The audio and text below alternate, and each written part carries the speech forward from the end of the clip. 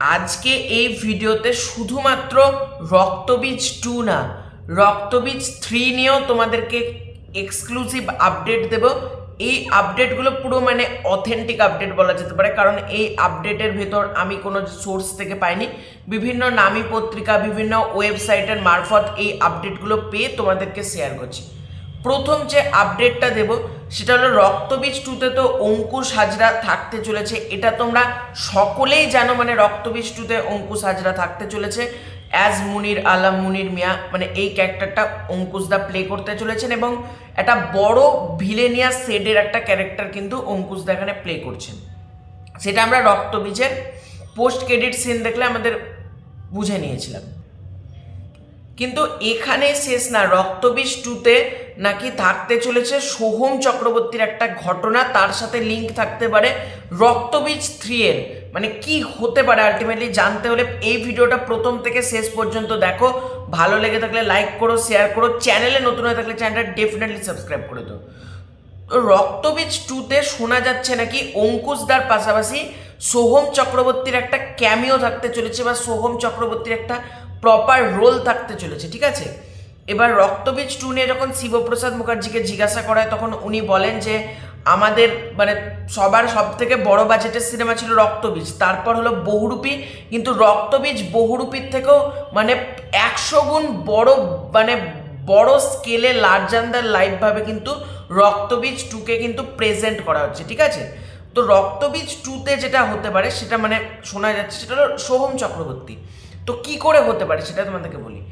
অঙ্কুশ দা মুনির মিয়া আমরা প্রত্যেকে জানি সেই ক্যারেক্টারটা এস্টাবলিশড একটা ক্যারেক্টার হয়ে গিয়েছে, কিন্তু লাস্টে আমাদেরকে ক্যারেক্টারটা সম্পর্কে হিন্ট দেওয়া হয়ে গেছে।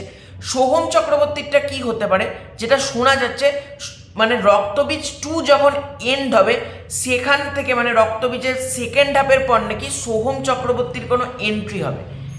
এটা হলে তো ভাই দারুণ হয়, কারণ সোহম চক্রবর্তীকে যদি একটা থ্যানোস ক্যারেক্টার যদি প্রেজেন্ট করা হয়, মানে ওই ডেয়ার ডেভিল সেডের যদি কোনো ক্যারেক্টারে প্রেজেন্ট করা হয় সোহম চক্রবর্তীকে, সোহম চক্রবর্তী কিন্তু ফাটিয়ে দেবে। যদি ওরকম কোনো ক্যারেক্টার থাকে সোহম প্লাস অঙ্কুশ ভার্সেস আবির, যদি এটা হয় তাহলে খুব ভালো হবে।